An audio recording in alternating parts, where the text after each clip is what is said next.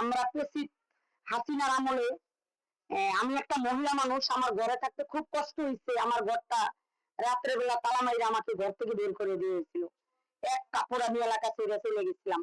7 লক্ষ টাকার বিনিময়ে আমি আবার ফেরত আমার বাড়িতে আমি ঢুকছিলাম।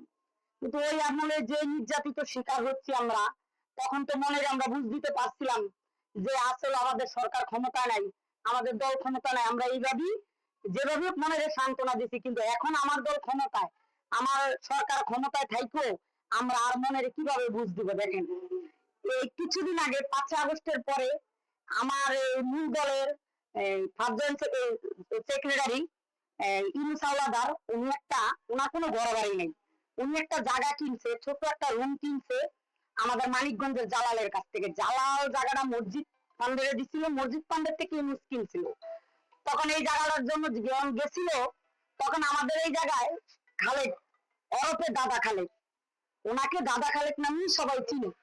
উনি কোন এক সময় শ্রমিক লীগের সভাপতি ছিলেন গুলশান থানায়, তারপরে 20 নম্বর ওয়ার্ডে কৃষক লীগের সহসভাপতি। ওনার 4টা মেয়ে, ওনার একটা ছেলে, 4টা মেয়ে। কিন্তু উনি যেভাবে মানুষকে আগে তো অর্চনা করছেন বা অত্যাচার করছেন, এখন তার চেয়ে বেশি করছেন। আমার এই সেক্রেটারি মূল দলের, আমিও মূল দল করি, কিন্তু আমার সেক্রেটারি ওই জায়গাটা কখনো যাচ্ছেন না, যাইতে পারতেছেন না। যখনই ওই জায়গাটায় ভোট করতে যায়, তখনই ওনার ওই মেয়েগুলা বেরিয়ে আসেন। আসার পরে মনে করেন একাধিক আমার সেক্রেটারির সাথে ওদের সাথে কথা তর্কাতর্কি হয়। তাই আমার দলীয় ভাবে আমি আমার দলকে ভালোবাসি, আমার দলের কর্মীকে ভালোবাসি।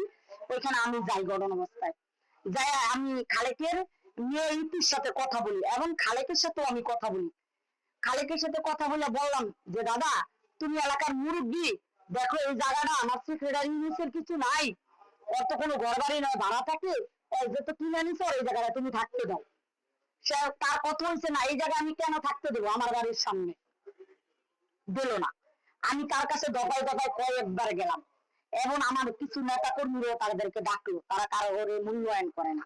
না করার পরে আপনার গত 1 সপ্তাহ আগে এইটা তো পুলিশও ওদের কাছে হার মাইনা গেল। পুলিশ আসলো, তাও ওদের লগে পারলো না, ওরা মহিলা মানুষ, পুলিশেরও তো একটা সম্মান আছে। যখন 1 সপ্তাহ আগে আমরা সবাই মিলে উভয় পক্ষে গেলাম, আমাদের চানি ভাই, আমাদের ফাইন ভাই, আমার সাবেক কমিশনার আবুল কালাম আজাদ ভাই, এটা সবাই বলছিল যে ইউনুসের যেহেতু কিছু না, ইউনুসের এটা দাও, থাকুক। যখন আমরা ওই জায়গায় গেলাম, যাওয়ার পর আমাদের জায়গাটা আমরা যখন নিতে গেলাম, তখনই খালেক, দাদা খালেক বাসার থেকে বের হলো। বের হয়ে মনে করেন টাকার হুঙ্কার দিল। আওয়ামী লীগ কৃষক লীগের সভাপতি আর সন্ত্রাস বাহিনীর জ্বালায় খুব একটা জুলুম শিকার আছি এখন আমি। 16 বছর আগেও ছিলাম, এখন আরো বেশি বেশি দূরে আছি। এখন আমার একটা ছোট্ট দোকান আছে, এই দোকানটা আমি মসজিদ কমিটি কিনা দিয়েছি। কিনা নেওয়ার পরে আমি দহলে গেছি, আমি ইট বালু সিমেন্ট ফালাইছি। ফালানোর পরে কৃষক লীগের সভাপতি খালেদ ব্যাপারী সে বাধা দিছে। তার কিছু মেয়ের জামাই আছে, বাবু ওরফে পিকি, এরা বাবার ব্যবসায়ী। আরো আছে আর এক মেয়ের জামাই পাটোয়ারি এবং আসমা, তারা বাবার ডিলার, তারা ক্রোধের আসামি। তারা আমাকে কয় 1 লক্ষ টাকা না দিলে আমার বাড়ির সামনে আমি দোকান দিতে দেবো না। তাই এই কি আমার কর্ম ছিল? আমি কি এই লিগান বিএনপি করলাম? তা আগেই তো ভালো ছিলাম। কেস মামলা হামলা আরো কিছু বাকি আছে। ওই দোকানের জন্য হলে আসলে ওই দোকানটা আমি একসময় আমি করতাম। আমি করার পরে আমি বেশ কিছুদিন করছি, 2-3 বছর করছি। করার পর আপনার আমি যখন নাকি চলে আসছি, এখানে চলে আসার পরে আমি দোকানটা আবার ভাড়া দিচ্ছি। ভাড়া দেওয়ার মোটামুটি আরো 1.5-2 বছর হয়ে আমি দোকানটা ভাড়া চালাইছি।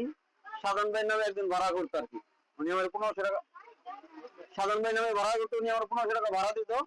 তো সাধন ভাই যখন দোকানটা অন্য আমি যখন ছেড়ে দেওয়ার পরে দোকানটা 1.5-2 বছরের মতো পড়েছিল, আমি ভাড়া দিতে পারিনি গা।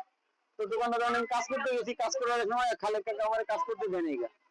তো খালেক কাকার উনি ওনার পরিবার আছে, ওনার পরিবার এসেছেন আমার, যদি আমি দোকানে কাজ করতেছি উনি আমার অকৃত ভাষায় গালাগালি করছে, মানে এক কথায় খুব খারাপ ভাষায় গালাগালি করছে। পরে আমি উনি চলে আসছি, আবার গেছি কাজ করার জন্য। আরেকবার ইতি আসছে, তার মেয়ে আসছে, ইতি সেও গালাগালি করছে। এইভাবে আমি 2-3 বার ঘরে কাজ করার জন্য গেছি, সে আমার গালাগালি করতে পরে তো আবার মারতেও আছে। তুমি আমি গালাগালি না শুনে সেটা পরে আবার চিন্তা করলাম কি এটা আমি তো করতে পারতেছি না, যেহেতু আমি নামাজ কালাম করি, নামাজ রোজা করি, সেজন্য চিন্তা করলাম পাশে একটা মসজিদ আছে, গরিব একটা মসজিদ, এখানে বা আউট টু ইনকাম অনেক, সেজন্য আমি চিন্তা করছি আমি দোকান না আমার মসজিদে আমি দিয়ে দিই। তো মসজিদে সে যদি 1,500-2,000 টাকা 3,000 টাকা যাই ভাড়া পায়, তো মসজিদে একটু উপকারে লাগবে। তো বাবুল ভাই নাম বা নুরুল নামে একজন লোক আছে, ওনার কাছে আমি মসজিদ দোকানটা ওনার কাছে দিয়ে দিই, মানে একটা কথার মাধ্যমে ওনার মসজিদের দোকানে দিয়ে দেয়। এখন তো ওই দোকানটা মসজিদ আবার এই দোকানটা একজনের কাছে বিক্রি করছে, এখন ওই ইলিশের নামে একজনের কাছে বিক্রি করছে আর কি। তো তারপরে ঠিক আমি আর এর খবর টবর রাখি না। তো এখন শুনতেছি যে ওই ইলিশ ভাইয়ের যে জায়গাটা ওই দোকানটা এখন তাদের কাছে নিতে পারতেছে না। আমরা আগেও নির্যাতিত শিকার, এখনো নির্যাতিত, এখন আরো বেশি শিকার। যখন আমরা বিএনপি করছিলাম এই জায়গা দিয়ে যাইতে পারি নাই, বলছে বিএনপি নাম লইলেও নাকি আওয়ামী লীগের লোকের চাকরি থাকে না, এরকম কত আমারে বলছে। কিন্তু আপনি আশেপাশে যাচাই করে দেখবেন, যেই শূন্যতা এলাকায় কি থাকতে পারছিল? আমি তো একটা নারী ছিলাম, কি অপরাধ ছিল? আমি একটা দলকে ভালোবাসি, একটা দলকে সমর্থন করি, যার কারণে এটাই কি আমার অন্যায় ছিল? আমাকে এরকম নির্যাতন করছে, সেই নির্যাতন, একই নির্যাতন আজকে আমার দলের সেক্রেটারি স্বীকার করতে আছে। তারা যায় এই করে করলো কি, ধাম করে একটা মামলা করে দিল। মামলাটা কি বললে করছে? আমাকে 1 নাম্বার আসামি দিল, আমার স্বামীকে 2 নাম্বার আসামি দিয়া, আমার দলের আরেক ভাইকে দিল 3 নাম্বার আসামি, এবং যার সাথে গেঞ্জাম না, যার ঘরটা ইনুস আলাদা, ওরে দিল 4 নাম্বার আসামি। আমাকে যে তারা মামলাটা দিল, আসলে তাদের সাথে আমার তো কোনোদিন একটা ঝগড়া হয়নি, কার্য হয়নি। 5ই আগস্টের পরে তাদেরকে আমরা কোনোদিন একটা বকা দিই নাই, বা আমরা ক্ষমতা কোনোদিন অপচার করি নাই, তাদেরকে কোনো ক্ষমতা দেখেনি। কিন্তু এখনো যে প্রেসিডেন্ট লোক, এখনো যে হাসিনার লোক আমাদেরকে অত্যাচার করে, নির্যাতন করে, আমরা বাংলাদেশ সরকার বরাবর দৃষ্টি আকর্ষণ করি। আমাদের, আমার সরকার একা না, সারা বাংলাদেশের সরকার, আমরা আমাদের সরকারের কাছে আমরা দৃষ্টি আকর্ষণ করে বলবো, আমরা যে নোয়াখালী সুস্থ থাকতে পারি, আমরা যে নোয়াখালী আর 16 বছর আগের মতন আমরা আওয়ামী লীগের কাছে যাতে আর কোনোদিন শিকার, অন্যায় শিকার না হই, নির্যাতন না হই, এটা আমরা আইনের প্রতি দৃষ্টি আকর্ষণ করুন। এবং সাংবাদিক ভাইদের কাছে আমার দৃষ্টি আকর্ষণ, আমার এই খবরটা যেত বাংলাদেশ সরকার বরাবর যায়, যে বাংলাদেশ সরকার বরাবর এই তারেক রহমান আমাদের আসনের সরকার, আমরা 17 আসনে থাকি, আমরা জান প্রাণ দিয়ে খাচ্ছি, আমাদের 17 আসনের সরকার, আমরা প্রধানমন্ত্রী এলাকার লোক, উনি আমরাও যদি আমরা না করি, অন্যায় করি, উনি অন্যায় যাচাই করুন, নাই তো উনি আমাদেরকে এই প্রেসিডেন্ট হাতের থেকে, এই এলাকার থেকে আমাদেরকে মুক্ত করুক। আমরা আওয়ামী লীগের থেকে মুক্ত চাই, আমরা সন্ত্রাসীর কাছ থেকে বাইচা আমাদের ছেলে মেয়ে নিয়ে থাকতে চাই।